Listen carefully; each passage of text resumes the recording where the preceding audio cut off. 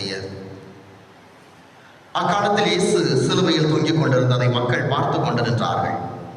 ஆட்சியாளர்கள் பிறரை விடுவித்தான், இவன் கடவுளின் மெசியாவும் தேர்ந்தெடுக்கப்பட்டவனுமானால் தன்னையை விடுவித்துக் கொள்ளட்டும் என்று கேலி செய்தார்கள். படை வீரர் அவரிடம் வந்து குளித்த திராட்சை ரசத்தை கொடுத்து, நீ யூதர்களின் அரசனானால் உன்னை காப்பாற்றிக்கொள் என்று எள்ளி நகையாடினர்.